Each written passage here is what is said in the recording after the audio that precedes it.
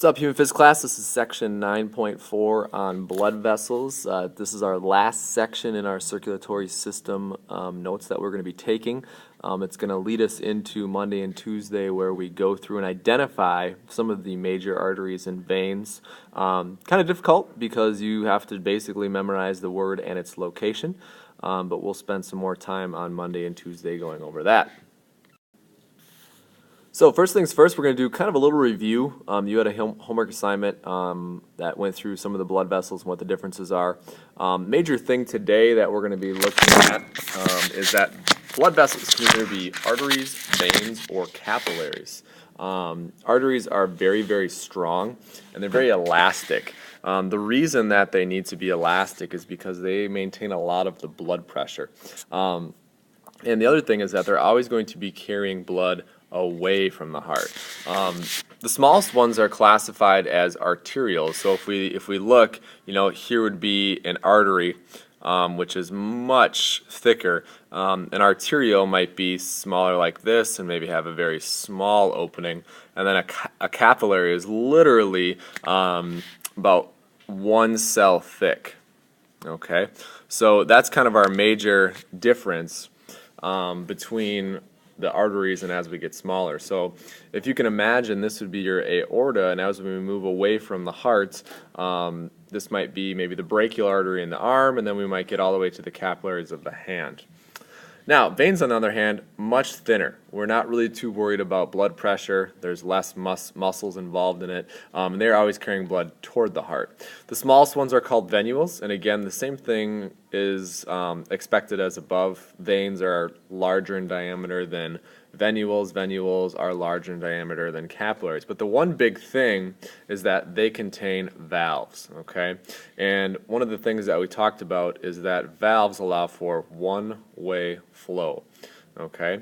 So that's the major difference. Is arteries tend to have more muscle because we are withstanding all that blood pressure, but veins tend to have very low BP, or blood pressure, okay, which means that they rely heavily on these valves to get that blood back to the heart. So the blood is absolutely crawling, basically, as it gets back to the heart.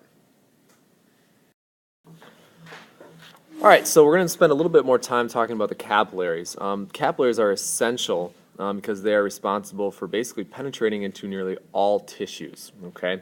Walls are composed of a single layer of squamous cells, so that's very, very thin, which is critical because what we're going to be doing is we're going to be diffusing materials such as oxygen, nutrients between the blood and the tissue. So here's a little bit of an example. As we move away from the heart here, we're going to be into arteries. And arteries will get smaller and then turn into arterioles. And when they branch off, kind of like side roads or maybe exits that you would on a freeway, we branch off into all of these capillary beds. So this whole area in the middle is our capillaries. And I'm not too concerned that you know where these specific parts are, but the bottom line is that this is where the exchange is. So you would have maybe some skin tissue here, or muscle tissue here. And what's going to happen is we're just going to go through the simple process of diffusion and move that in and out, okay? And then obviously when they're done, this exchange is a two-way street. So we also do oxygen and nutrients, but we're also going to get rid of CO2 and waste, okay? So that is then going to come out this way and then return back to the heart. And notice this is a venule, which will eventually turn into a vein. So we'd start out here with an artery, and then we go to an arterial, down to a capillary, exchange those nutrients for wastes, change that oxygen for CO2, and then take these capillaries back to venules, and they will eventually make it back to a bigger vein, most notably something like the vena cava, and that'll eventually go back into the heart. So this whole process is constantly circulating, hence the circulatory system. So how do we control this blood flow? Well, we have a heart that's going to constantly pump it, but we also need to have some control because the heart is going to be pumping rapidly and sending a lot of blood pressure out. So at the capillary level, we have something called a precapillary sphincter, which is a circular valve-like muscle at basically the junction between the arterial and the capillary.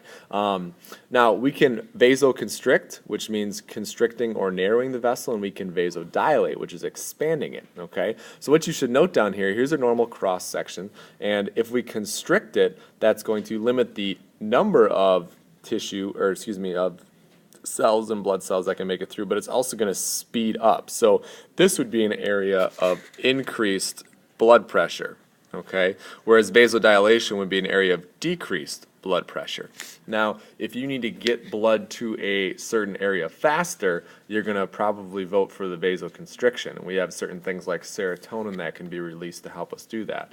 Whereas if we needed to slow down, we would have some vasodilation, and that would kind of open that up. So we can control the blood flow at a tissue level by either constricting or dilating these vessels. And the reason is because right in here, this is chock full of muscle.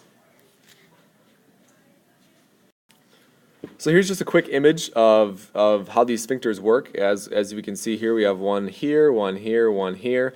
So they're really going to help push this blood in and out. So if you need a lot of blood in this area to move in there quickly, we're going to constrict it. If it doesn't really matter that much, we'll kind of dilate it. So these are responsible as they open and close for filling these areas with the nutrients and then taking out the wastes.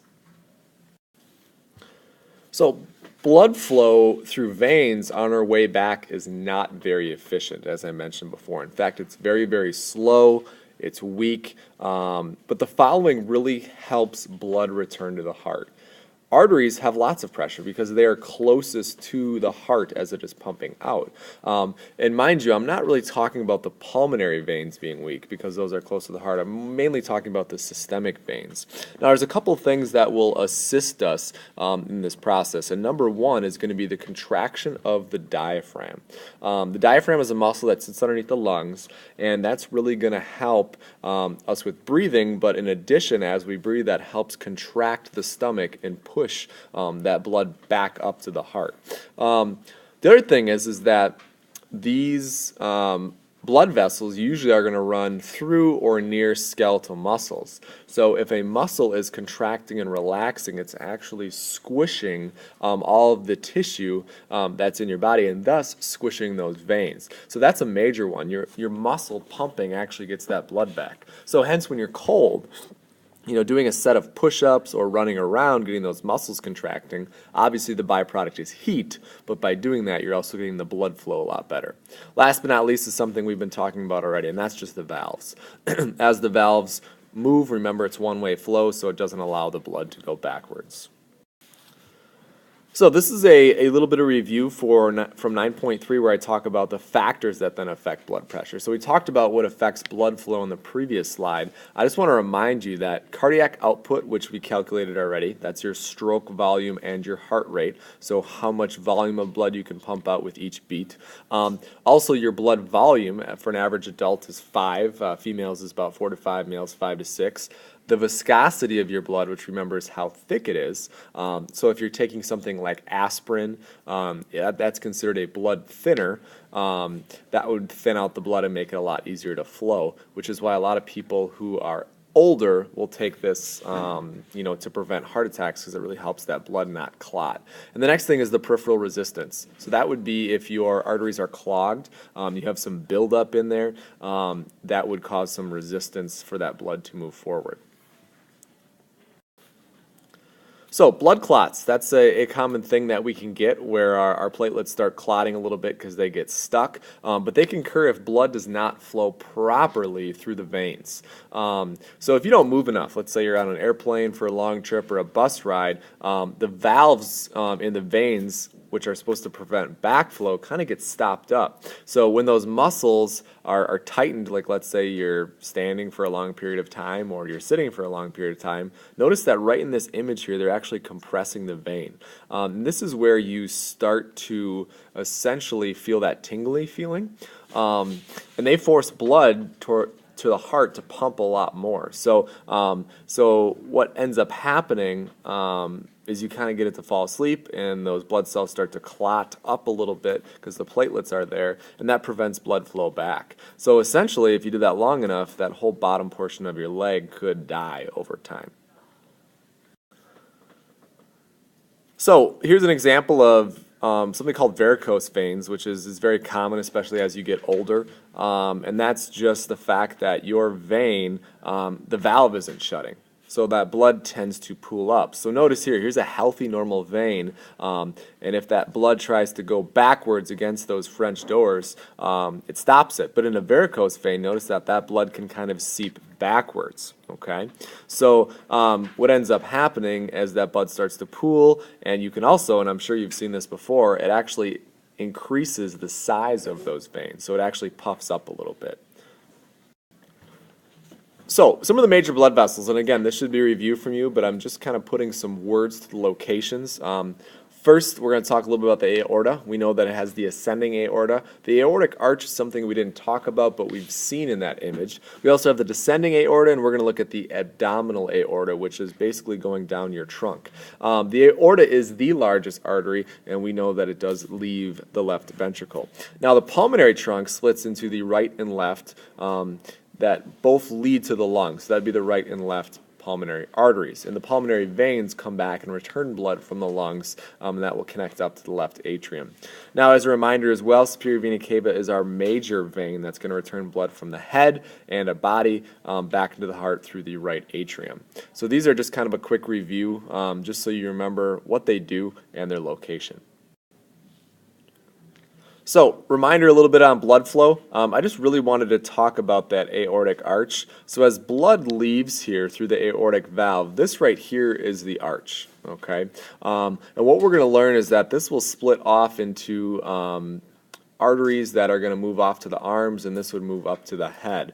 So the major thing that we want to look at is, one, the fact that as we do this, we're going to have some deoxygenated blood. And I'll kind of put that in this color here.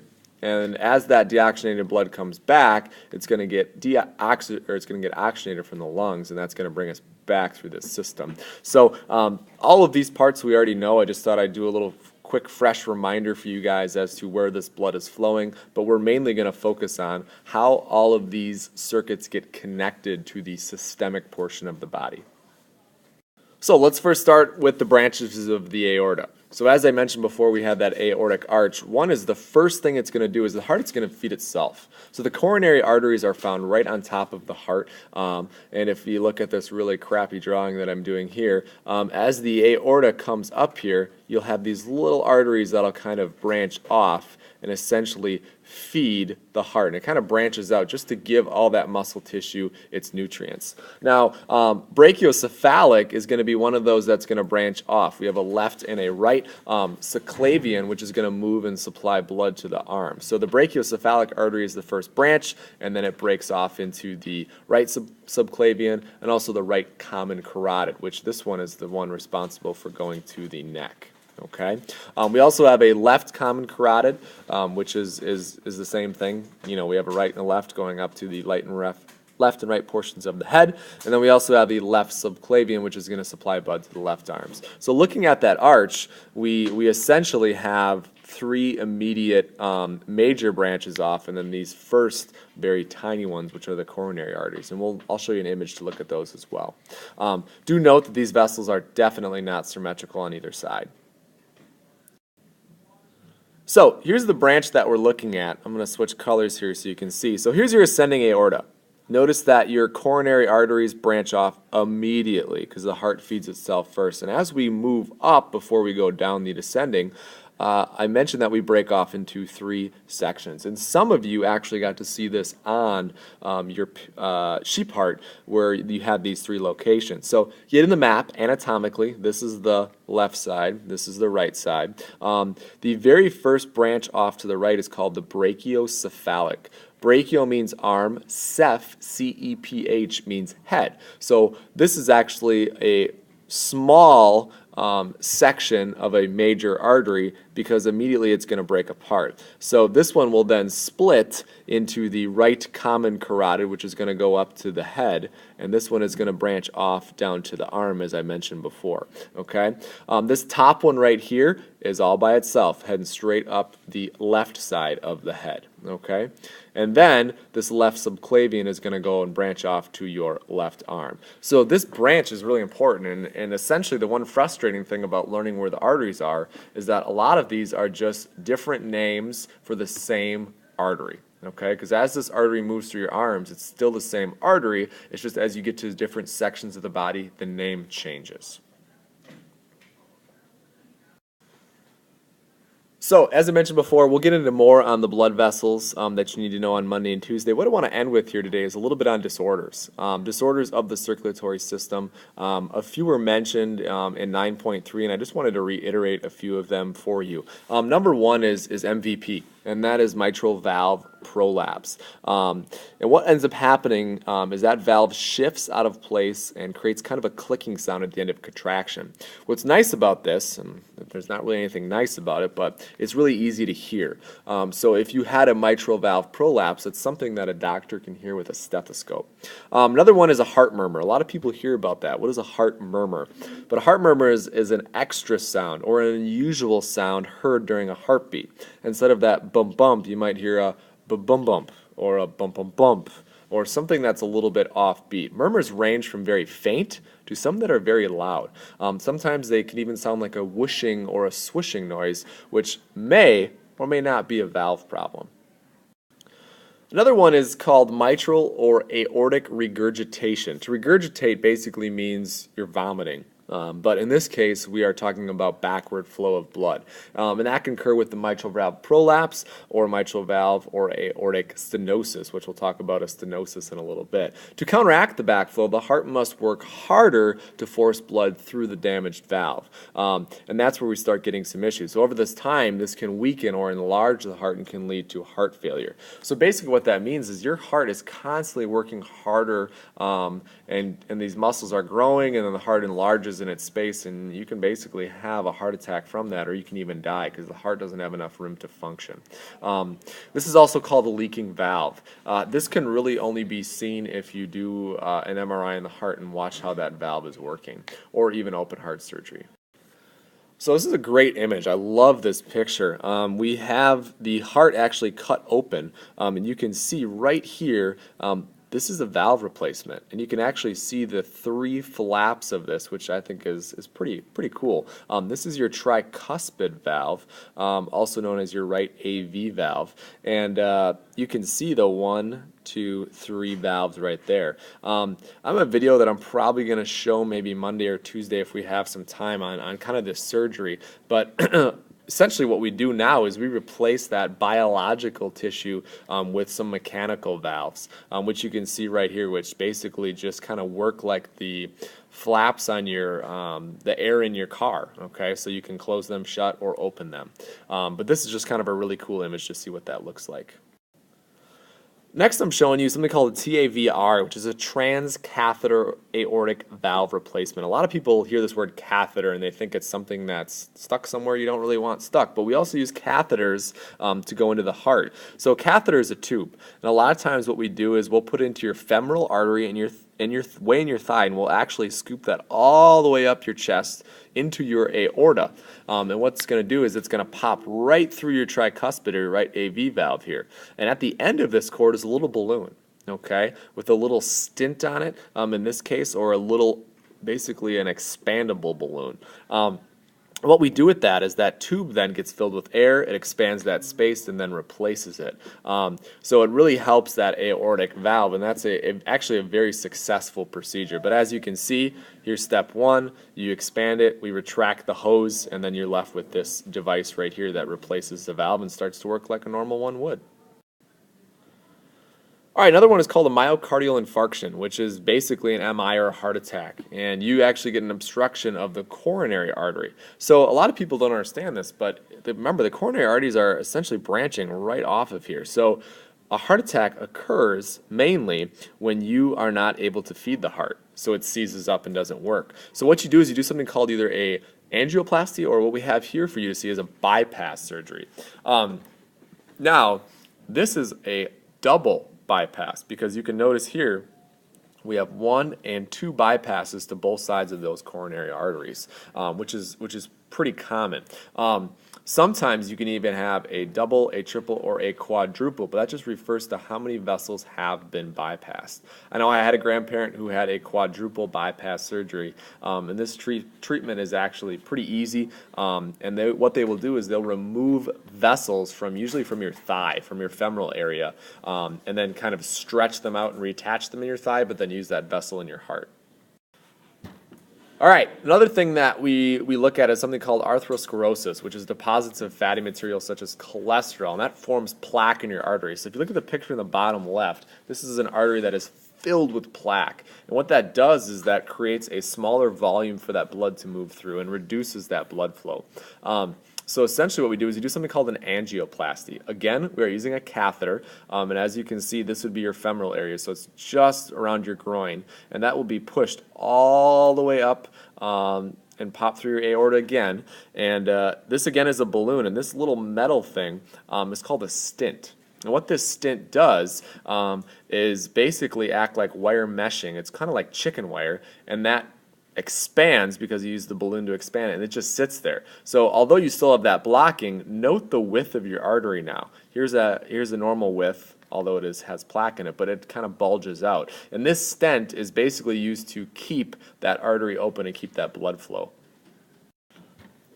Hypertension is a very common disorder, and that's where we have some high blood pressure, and that's the force within the arteries is too high. So a sphygmomanometer, which we're going to be looking at, you should have looked at yesterday, can be used to diagnose hypertension, which basically is high blood pressure. Average blood pressure is 120/80. So what can end up happening in some cases is you can get aneurysms from that, and that is a localized blood-filled balloon-like bulge in the wall of the blood vessel. So aneurysms can range in a lot of places. The most common ones that we hear about are in the brain. So here's a point where we have a cerebral aneurysm, cerebral meaning into the brain, and it is a bulging area which essentially has caused some type of disruption in this blood flow. That can either pop or bulge so much that it affects that portion of the brain and doesn't allow the blood to flow. So they can be very, very dangerous. All right, last slide here. 2 more things I want to talk about. One is called aortic stenosis. I mentioned I would get back to that stenosis word. Here's your aorta, and aortic stenosis is a valve or aorta that is narrowed, and that basically limits the blood flow. So SIS usually refers to any type of inflammation. So this area right here, as you can see, is limiting the blood flow, okay? Ventricular septal defect is basically a hole that exists in between here. And what essentially occurs is as we might have some deoxygenated blood that's going to make its way through the septum into your left ventricle and out through your body. This is a procedure that basically they just go in and they close that opening. So I know you can't see anything here, but you can imagine an opening that just allows blood to flow in between both sides of the heart. That's not good because you're basically messing with your oxygenation levels. And you could probably feel somewhat anemic or tired or fatigued, and your heart does end up having to work a lot better. Most notably, you should definitely have some low BP with that. All right, that's everything I got for section 9.4. Make sure you guys have these notes done by Monday, because on Monday we are going to be jumping into the major vessels that move through the body that you will be responsible for. Thank you.